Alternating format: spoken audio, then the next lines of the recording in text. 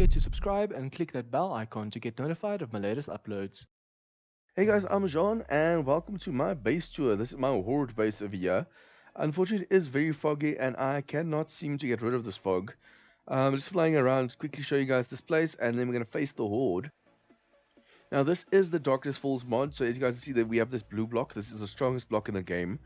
However, we need this block because this mod has behemoth bosses, and then also it has demons. Now the demons actually break through this block and destroy it completely all the way down in like 4 or 5 shots. So that's why we need a block as tough as this. Now, as you guys can see, we have the blade traps over here. There are actually 24 blade traps on each side, so that is 48, 96 blade traps. We have 96 blade traps going all the way around. Over here we have the power for those, but we have it on a timer relay over here. So just want to go and show you guys this. We have the generator over here that's connected to the switch, and the switch connected to the timer relay that's set to 10 to 4. And then from there we go to other relays and the blade traps. Now the day of the Horde, you just come and you flick the switch on. Today is the 126 Horde. So you flick this on, and then after the Horde you just flick it off. Otherwise every night it's going to stay on. By doing this, it just goes on during the Horde night. So as you guys can see over here, we also have electric fences, or rather I call this an electric spider net. The zombies walk through and they shock the hell out of them. We actually have electric fence posts on their sides of here, because as you guys can see, it is bugging out a bit, and because of that we get a ton of console errors every now and then, especially during the Horde. Usually if a electric fence post is upright, the electric pole or electric fence over here won't shock the zombie because it goes into the block. But turning them on the sides like this, even when they plug out and go half down the pole, the line still stays here, so it still shocks the zombies. So they go through all of this, they reach this point over here, and then we have a row of steel spikes. Unfortunately, it can't go any higher than this level. Then going in further a little bit, we have the toothy design over here. However, if you guys are well versed, if you're well versed in the toothy design, you'll know that we have a wedge, a pole over here, and then a half block over here. So then you can actually crouch and jump through. However, especially since the behemoths are this tall, I had to go with this design, and unfortunately that means you can't get through over here. Now I actually have a trick that I use. I just want to see which side it is. I have a trick I use to get inside over there. Also, later on you'll see the electric fence post over here, or the electric spider net, is actually controlled or connected to that switch over there. So there are 4 switches, and each one turns on a corner all the way up to the middle, or more or less. So from the middle to that middle, this whole corner is on that switch, and then from this middle to that middle, this whole corner is on this switch over here. Now to get into here, you can either use the entrance over there that I have, or you can just use a mini... Ooh, didn't notice this was damaged. You can just use a mini bike and then hop on through. Just make sure, as you guys see, there are electric fence poles over here, or fence lines. This I call the electric curtain. Because it is like a curtain and you shock. Just make sure you turn that off before you actually climb on the mini bike, otherwise it does still shock you. So the whole reason I did this post was, if it's just normal blocks, the behemoth's heads get stuck in the blocks, and unfortunately then you have a real hard time killing them. And then also, as you guys can see over here, we have turrets on the inside. Now the turrets are on the inside because the flying demons, the lady demons, actually fly through this. I've been attacked quite a few times, and the effects they give you are insane. So over here you guys can see I have the switches for, so just before the Horde starts, you actually come here, you flick the switch. This is curtain number 1. Curtain number 2, it's just divided because the power it consumes just for this curtain is too much for level 600 engines. So I divided it like this, so 2 different generators handle the curtain. Down you actually see all the generator banks. So 2 generator banks are for the turrets, and 2 generator banks are for the electric fence or electric curtain over here. Then as you guys can see, we also have the switches over here for the turrets, and then that switch up there, the very top one, is actually for the inside of here. So you only turn that on when there are flying demons or zombies inside of here. Or if the normal zombies are too hard to take down, just stand back a bit, turn it on, and the turrets help you because the demons sometimes, just like the behemoths, clip through the walls over here. As you guys can see, we also have switches right before the lights over here, and that's because I don't know if it's because of the mod or if it's just part of the game, but since I have a 32 blood moon, some of the zombies get stuck at the way back over there. Just want to show you guys this. So they literally just stand here and don't do anything. So I actually went and made a tunnel underneath, goes all the way here and then connects to the first turret over here and then splits off in each direction. So each side has 5 of these turrets protecting it, and then if a zombie spawns over here, just flick that switch and it shoots it in the back. But that's only if you notice that zombies are packing up over here at the back, otherwise you're just going to waste ammo. So also I mentioned the turrets earlier. Just want to show you guys this as we go up the ladder. Also we have 36 storage chests over here, so if you loot zombies you can just dump it in there, and also you have 3 spotlights on each side, so that's 12 spotlights total. Do apologize for my voice a bit. As you guys see, I am a little bit sick. Up here we have the vending machines. This is the only way we can see the time. And then also we have some storage and stuff up here as well. The basic building supplies, ammo for the turrets, and then also the Horde guns and stuff. We also have a workbench over here that I just put here when I started working. And then this generator over here fuels the switches for the turrets that are inside. That one generator is connected to these 4, which are connected to those turrets at the back. So we have 20 turrets surrounding us. Then we have a total of 56 turrets up here, 28 each. So you have 6 over here. There are 6 arms. 1 shotgun turret pointing in, 1 auto turret pointing out, and then a shotgun turret over here underneath pointing in, and a auto turret up top pointing down. So there are a total of 28 shotgun turrets and a total of 28 auto turrets for a grand total of 56 turrets. So that's 56 turrets plus the 4 inside, that's 60, plus the 20 going all around, that's 80 turrets. So even though this base is overkill, it's also extremely expensive on ammo. But yeah, these generator banks over here go to the switch right underneath, and as you guys know, these switches in the corners control the corner electric spider nets over here. So I'm going to face the Horde now so you guys can see how this turns out. Well, or rather, this is my base tour.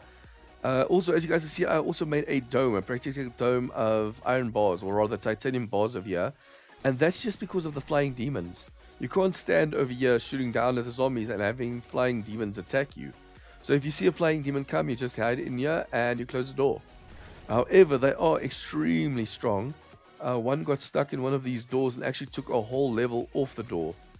Can't remember which side it was. A whole level of steel off the door in one shot. So that's how powerful they are. So yeah, I'm going to face the Horde now so you guys can see. It's going to be a 32 Blood Moon spawn. And I'm not even going to loot them because this is the last video before Alpha 17 that I'm making. I just want to show you guys how effective this is. And also you can see how strong the behemoths and the demons are. Also, for those of you curious, my game stage is 3.6. So after about 3.5k, it actually starts spawning more and more demons. So I have to be really careful of this Horde. Also, I forgot to mention, guys, I also have mini bikes up here for lighting. I just wish this fog could go away. I used to have the mini bikes on these sides pointing out, but then they didn't cover the middles. So I just turned them around, having this one cover that whole side over there. So I actually have 4 of these, just turn them on before the Horde now. The blade trap should turn on just as 10 o'clock starts. And now, yep, this covers everything. Nice. Just wanted to mention this before I start, so you guys don't wonder why it's so damn... Look, you can actually see it's massively bright, because 4 of the mini bikes converge on each other. You don't actually even need the mining helmet. Damn. But yeah, we're going to face the Horde now. I hope you guys enjoy.